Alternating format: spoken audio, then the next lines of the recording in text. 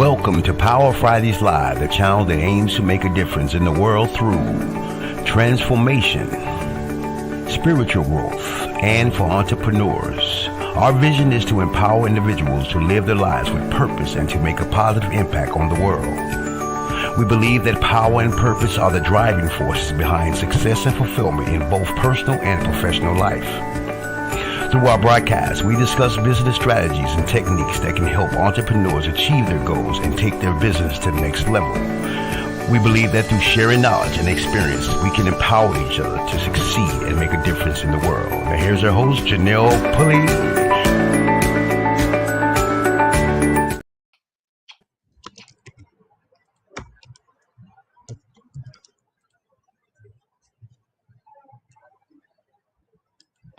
Hello, welcome to Power Fridays Live. I am so excited to be with you this evening, Aiko, the Autistic Love Mystic. Today is April, and we are so excited to be sharing with you today the Autism Awareness Month.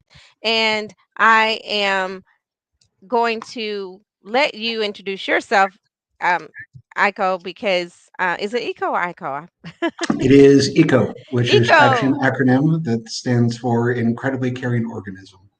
Okay, great. Well, Eco, I know that you have over 450 hours of knowledge that you've had and that you discovered that you are autistic as an adult. So, can you please share with us your story and tell us a little bit about your background? Sure. So, in my life as it is right now, I am really appreciative of the community, the friends, and the lovers that I've been able to go and attract. And it wasn't always like this way. Growing up in the Midwest, in Minnesota, I really didn't know how relationships worked at all. And from that, when my parents divorced at age of 7, I didn't really know how to emotionally go and connect to other people or how to go and deal with the divorce. So I actually cut myself off from my emotions and lived up in my head for the next 14 years of my life until I started to go and do my personal growth work. Okay, great. Well, thank you so much for sharing that. And is it okay to share how did you discover that personal growth was what you needed at that time in your life? Sure. It actually came to my awareness because of a friend of mine. His name was John, and he took me out to lunch one day. And when we went out to lunch, he said, "You know, I noticed that you're disconnected from your feelings. I don't mean just now, I mean you always are. Hmm. How would you feel about getting back in touch with them?"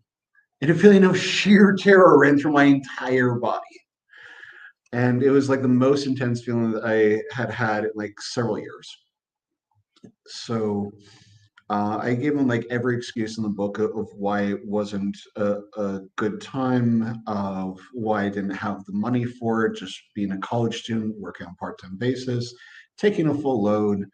And John was very compassionate and loving with me. And with his encouragement, he actually saw something possible for me that I couldn't even see for myself. Well, it's great to have friends like John in your life. And I do know that from a personal experience that it's very important to let people in because we all are in existence with our blind spots. So we're like traveling down the road on tunnel vision as we journey on in our lives. And John saw something that you couldn't see. And with matter of better words, some people call that your blind spot. So then John opened your eyes up to getting in touch with your feelings. And what was next for you once you discovered that you got rid of all the excuses, you got rid of all of the what abouts, what ifs, the whatever that little engine that could told you. Well, the personal growth journey, as it started over 20 years ago, at this point in 2014, on that very first day, I had no idea what to go and expect. and the group leaders were like, "Who would like to go first?" And I jumped up and I said, "Me, I would like to go first." And they said, "Great. What are you here for?" And they said, and I said, like, "I'm here to get back in touch with my emotions. Tell me how to go and do this. I'm very good at following instructions. One, two, three, four, five. Tell me how to do it, and let's go." And they looked at me and shook their head and went, "It doesn't work like that." And I went, "Huh? Well, if you don't know how to go and do it, and it doesn't work like that, and I don't know how to do it, what are we going to do?" And they took me through a number of exercises. And it almost got to a point where it seemed like they were about to go and give up on me. And I'll always remember the course leader actually said, "You know what? You don't have to do this. You don't have to do this now. You don't ever have to do this. But let me give you a little bit of a preview of what I see for your life if you stay the way you are." And the way that he just described this lonely, isolated, yearning life was just so heartbreaking to me. And a part of me went, "I can see that being really realistic for me. I can't afford to do that.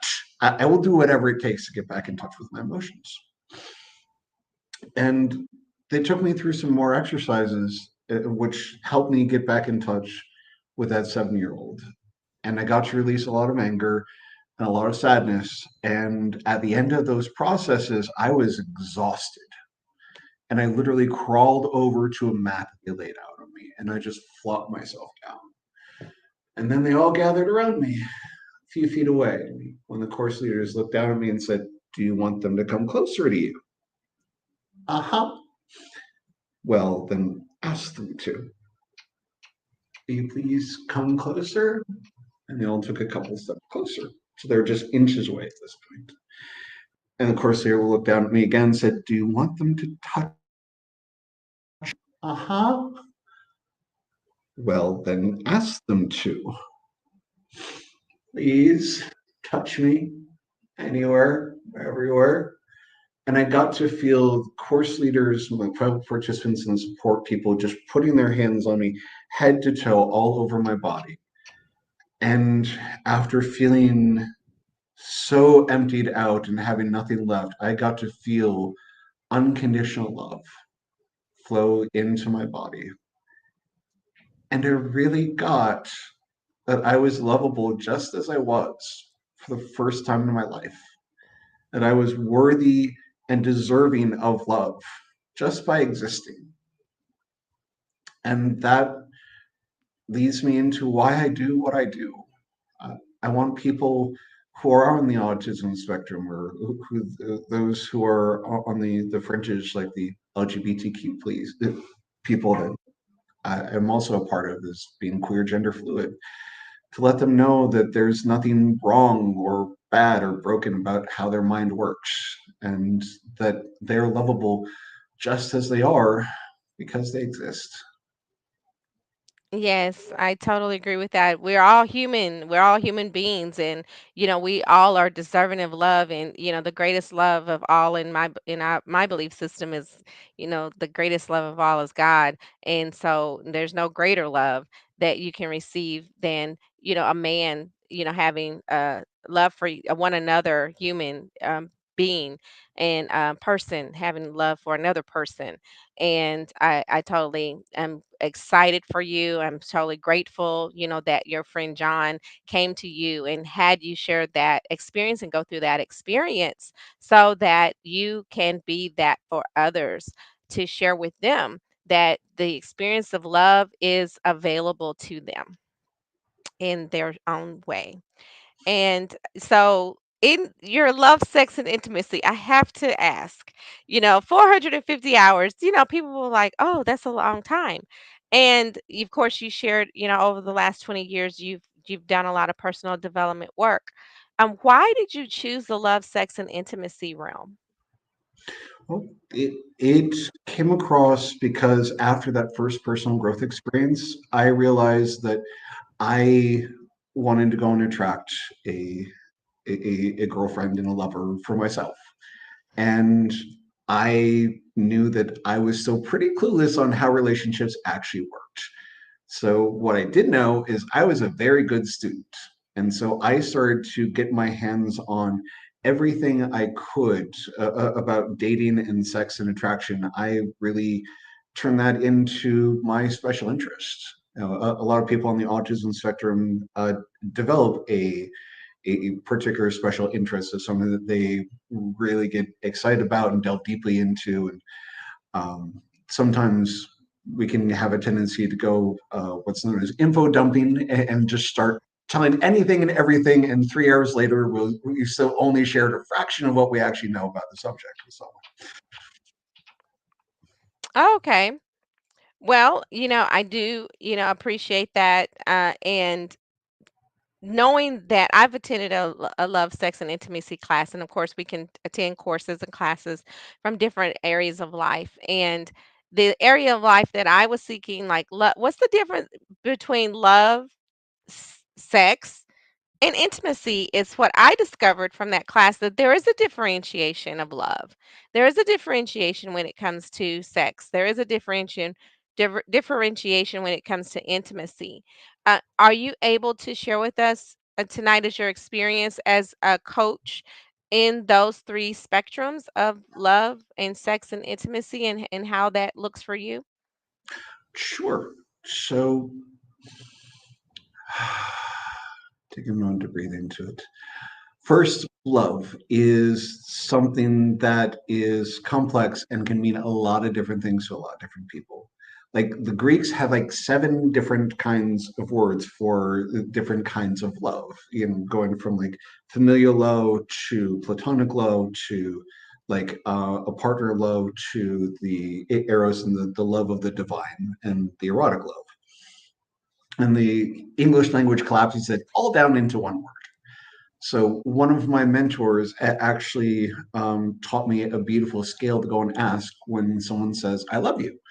And the scale kind of goes like this. When you say that you love me on a scale of 1 to 10, 1 being you love me like you love pizza, and a 10 being you love me like you take a bullet and die for me, where do I fall on that scale when you say I love you?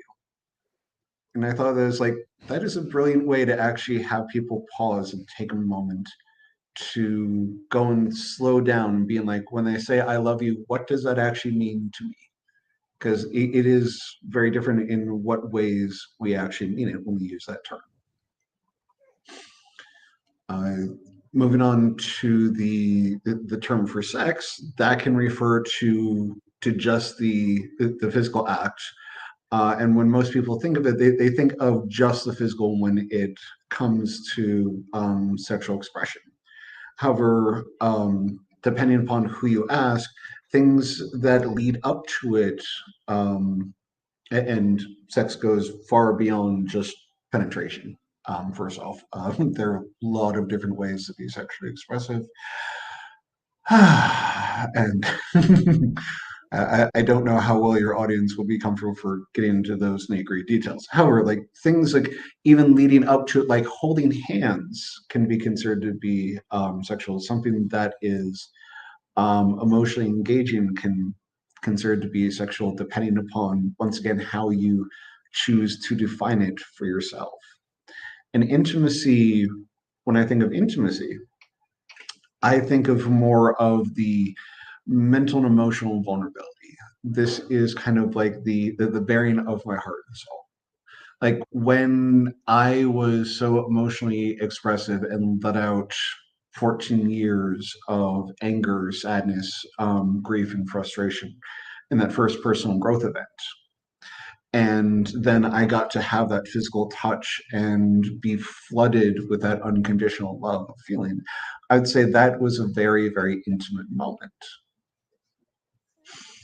And throughout all of this, it comes down to one of my core tendencies that it, nothing has to actually be a certain way when it comes to your intimate love life. that as long as the people directly involved are consenting and honoring their existing relationship agreements, it doesn't matter what anyone else thinks or feels about what you're choosing to consent to. And what you agree with your partner, how you want to define these terms, and what does sex look like, what does love look like, what does intimacy look like to you, actually, can vary greatly from person to person. And I advocate that there is no one true right only way to do a relationship, though there is what is right and what works for you as an individual. Well, thank you so much. That was a beautiful answer. And I do, appreciate you sharing that. And your story is just so amazing to me that at whatever age that you were, that was the first time that you had an experience of unconditional love.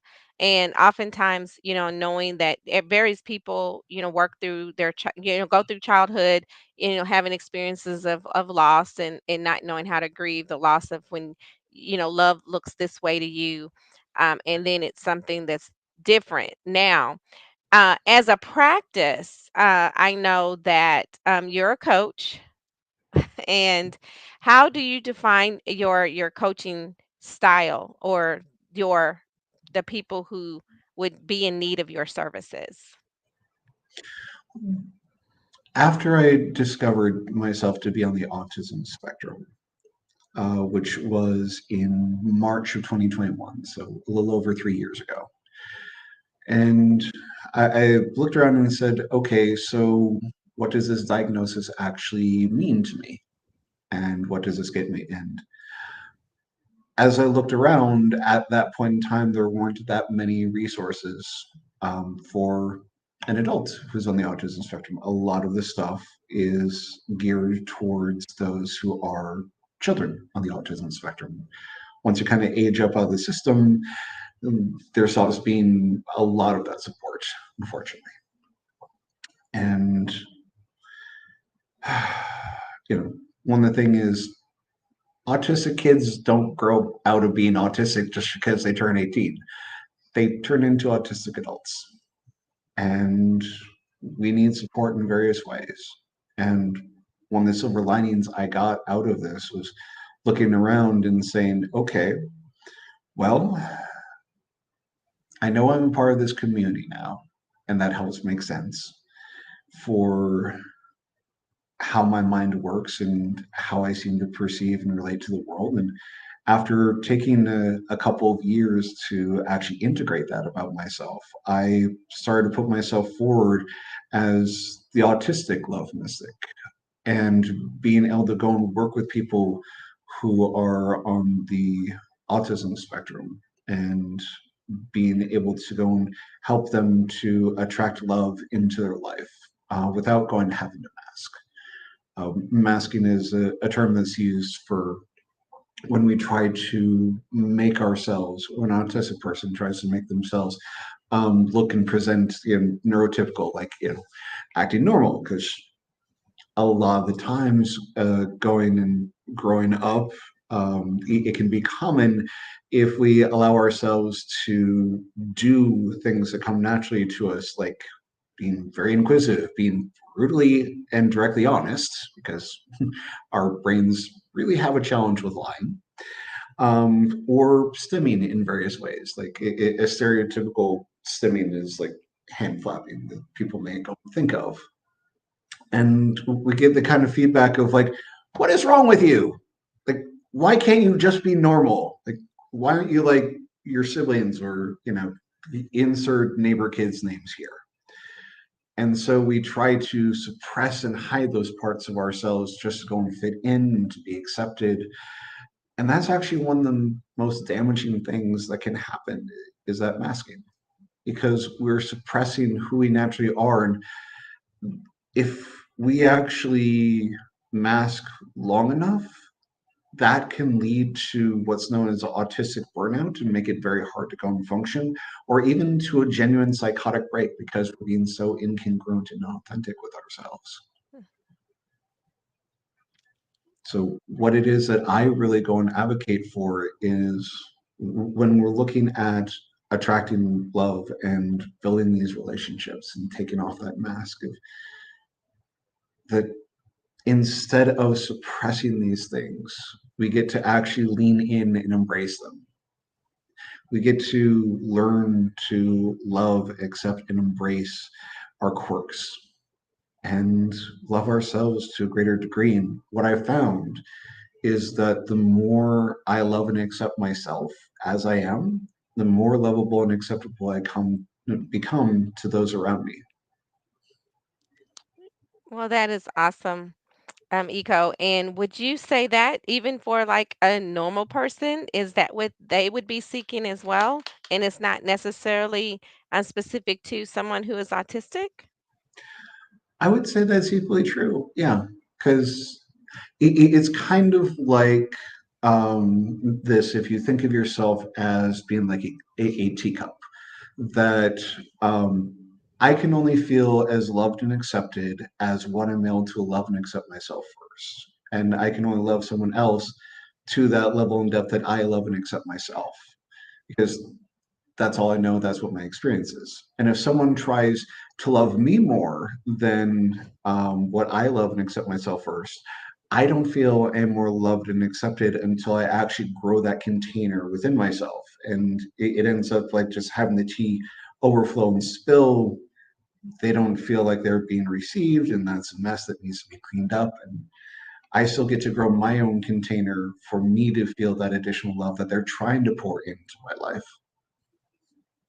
Oh, that is a great, metaphorically speaking, the teacup, because with a teacup, you have a saucer, and that saucer catches what's in the overflow. Mhm. Absolutely. And that's where our support systems and our networks of people can go and come in handy to let us know that we're not alone. That even those of us who are on the spectrum, we can be very introverted by nature. Those still, in order to go and function, we need other people, and that's okay.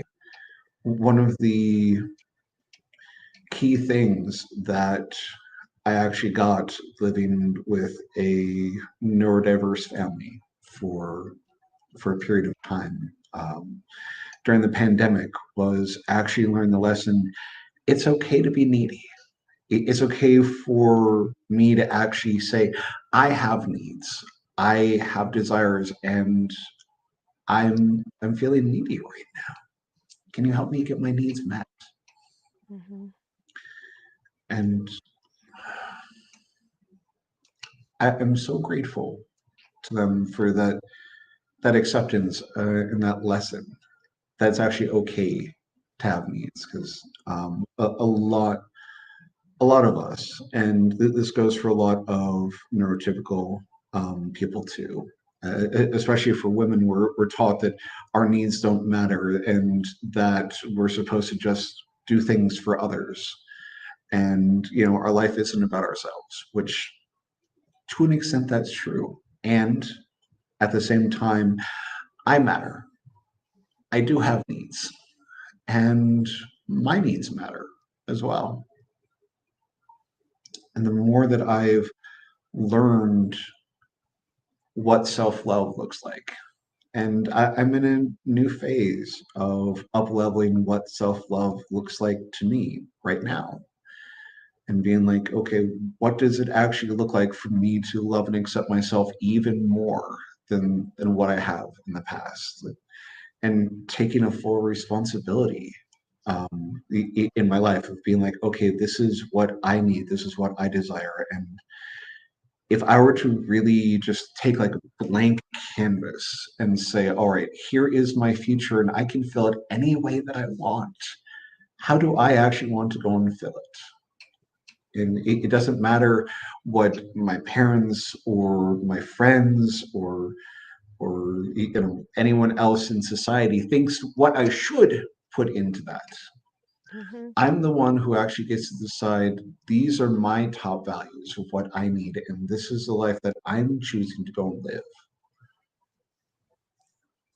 One of the things that I teach and work with my clients is being able to create a sense of home and belonging within themselves. Because a lot of people they go out into the world being like, do I belong here or do I belong there? You know, where is it that I'm actually going to feel I'm at home? And through working with me, being able to come to a place where they're like, okay, wherever I'm at home. And regardless of who's around me, I belong because I belong with me. And I can go and see other people over there and say, hey, you seem pretty interesting. Do you want to come hang out with me for a while and spend some time together? And regardless of whether they say yes or no, it's okay. And I'm a greater choice because I know I still belong regardless of them wanting to belong with me or not. I still belong. And I believe that that is a very important and powerful distinction when someone can just stand with themselves and say, I belong. Like, if you can go into an empty room and enjoy the company there, I consider that to be a huge win. That's wonderful. That's amazing. And there's a big push in society and corporate America, if you will, and society in general for the diversity, equity, and inclusion and belonging space, because it is all about looking at how we are different. But then how we are the same and how we can belong and be in different groups, be in the same group or be part of whatever group that will meet our needs that we have. And so I really do appreciate you bringing out the belonging aspect of it, because that person who and I'm going to say it's me that you were in a group growing up and you got a captain of the team and they're going to pick you, and who was always picked last? Ta-da! I was always the last person chosen because why? Because maybe they thought I was the weakest link, but or they wanted me to play that position that between first and second base, where how many people actually can hit the ball between first and second base, right? Versus shortstop. So I was in rover. I was all out in left field, growing up. And yeah, it was different growing up and even as an adult, and knowing that, there are those groups that we can be in and that we can be accepted or be the last one picked. But I know that even then, the whole belonging is like, well, why was I always the last person chosen? But in your display of sharing that, whether or not the people choose to play on the playground with you or not, it's okay. And now I know as an adult that, hey, being the last person picked, hey, I may have been the last person standing, but they had to pick me because I was there. I was present.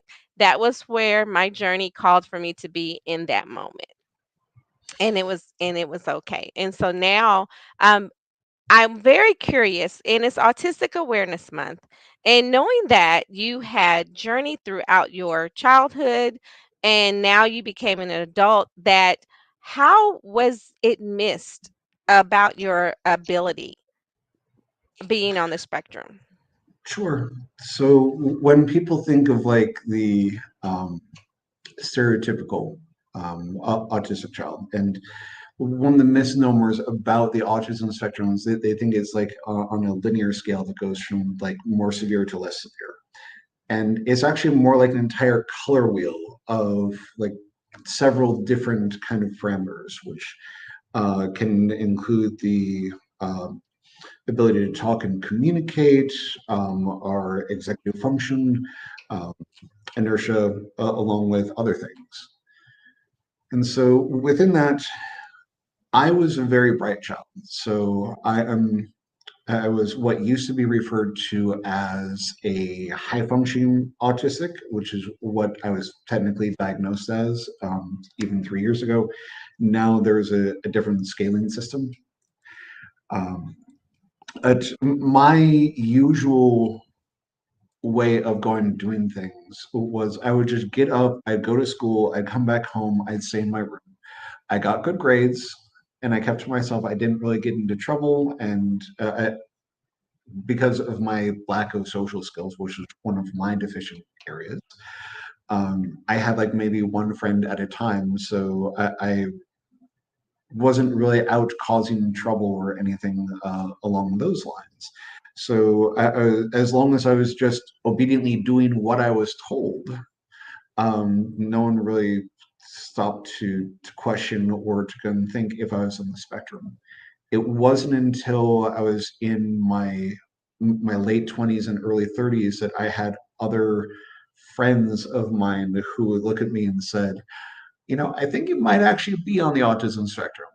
E- Even I had my own prejudice at that point to be like, no, I don't think so, because I was thinking like, what did an autistic person actually look like? And then in my mid 30s, I actually came across a TEDx talk by a woman who had been diagnosed on the autism spectrum later in life.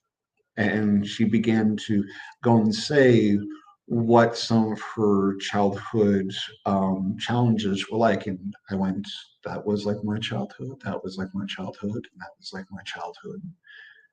Maybe I am actually on the spectrum. Maybe by the way that I am, and I already knew myself to be queer, gender fluid. Maybe my brain was more like a woman's autistic mind, where um, girls or those who are in feminine bodies often get missed in the autism diagnosis because they learn how to mimic, they learn how to go and parrot back, and are able to do the socially acceptable things to go and fit in. So they're not really seen as being on the autism spectrum. That's not discovered until much later. I have several friends who are my age who, as they've had their own children and recognize their children being the autism spectrum and getting their children diagnosed, they went, that was like me as a child. That was like me as a child. Maybe I'm on the autism spectrum too. Mm. And I'm grateful for the expansion of people learning that they are on the autism spectrum. And I think there's still a difference in learning what it's like to discover you're on the autism spectrum later in life, in your like 20s, 30s, 40s. I know some that were not diagnosed until their 60s, Mm. compared to learning that you're on the autism spectrum when you're like 2, 3, or 7. Okay, well, thank you so much for sharing that. Appreciate the time that you've had with us today, and you shared with me. And of course, we want people to subscribe to Power Fridays Live. Where we interview entrepreneurs such as yourself and others. And I'd love for you to tell your story. Here on Power Fridays Live because it's a powerful story, and Eco is here sharing his powerful story with us. And as a person who is learned to be autistic as an adult, I have you share this. Attract love like Leonard, even if you're as awkward as Raj from The Big Bang Theory. Can you, speak on that? Because I was like, I love, sharing information with the audience and sharing with, our audience are entrepreneurs. There are people who want to possibly become an entrepreneur. And then, of course, we may be stuck in our lives in some way. Then what can you say and how can you speak to someone being stuck and share your information about the attracting love like Leonard, even if you're as awkward as Raj from Big Bang Theory. And I've never watched the TV show, just to let you know, so I have no idea. I appreciate you letting me know you've never watched. I loved Big Bang Theory, especially when it first came out and it had a beautiful 10-year run. Just the like all the four main characters were like these really super geeky, high intellectual guys, and like Leonard was, I guess you consider that one of the main characters with it, and one of the other four of the group. Raj, his kind of thing, especially in the beginning, was like Raj could not go and talk to women at all. He just went completely mute unless he got completely drunk first. And Leonard got to have the heartthrob blonde girl from across the hall next door that started into a relationship, and it's a beautiful, wonderful arc. Um, Anyways, attract love like Leonard, even if you're as awkward as Raj from The Big Bang Theory. It is my signature talk, or one of my signature talks that I give at this point in working with people who are socially awkward, whether it's you're introverted and on the autism spectrum, or whether it's because you feel like you don't fit in, or you're part of the non-mainstream group, like being part of the LGBTQ plus community or something else. That it within it is being able to learn how to relate to others. Once again, going back to embracing who it is that you are and what your quirks are, instead of trying to go and hide it, instead of trying to act normal, of what we think of like what attracts another person, Okay. what actually attracts people.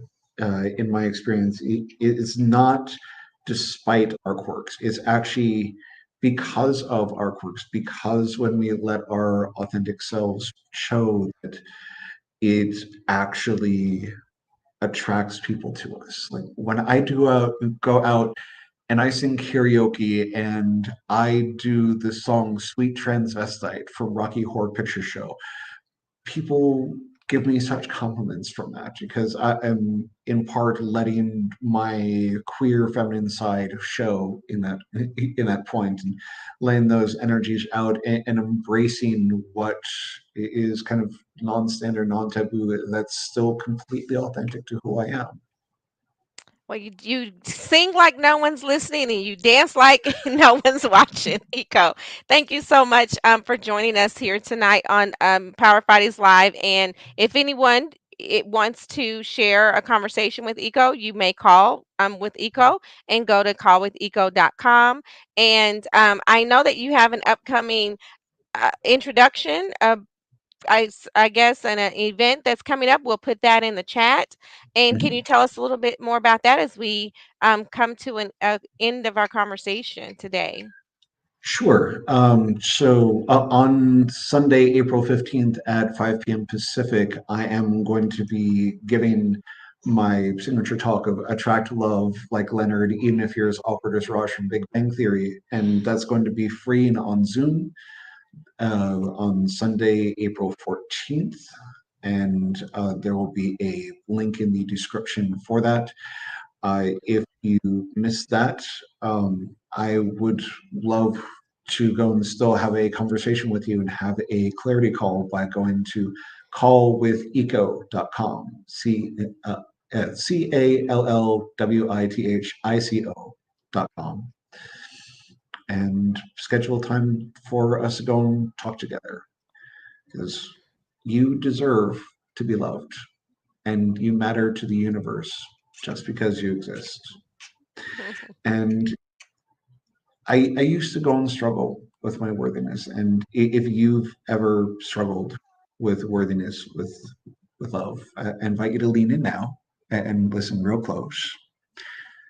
And by the power invested in me by no one in particular, I hereby declare you now and forevermore worthy. And take a moment to breathe that in.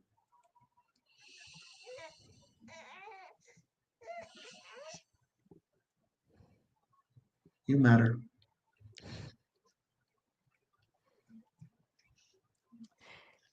Thank you so much, Eco. That was amazing. And I've really enjoyed this conversation with us this evening. And as we said, callwithico.com is where how to reach Eco. And we're going to put in the chat if you'd like to learn more about his signature talk, Attract Love, like Leonard, even if you're as awkward as Raj from the Big Bang Theory. And as we close out, we have a little commercial here to share with you about Financial Literacy Awareness Month, one step at a time. I'm an author of Money Just Flew Out the Window, How to Create a Relationship with Wealth Living from Paycheck to Paycheck. You can get your copy today on Amazon.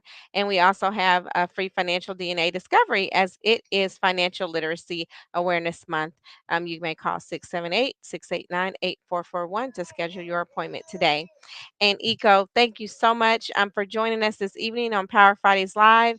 And as we say, be, do, and have the greatness that you desire because the greatness is in you. Thank you so much for tuning in to Power Fridays Live. Please click the subscribe button if you're on YouTube, and we'll see you next week on another episode of Power Fridays Live with another amazing entrepreneur. Take care, be blessed, and have a great evening and enjoy your weekend, everyone. Thank you so much for having me, Janelle. It's been a pleasure and an honor. Thank you so much for giving me this opportunity to go and speak to you and your audience.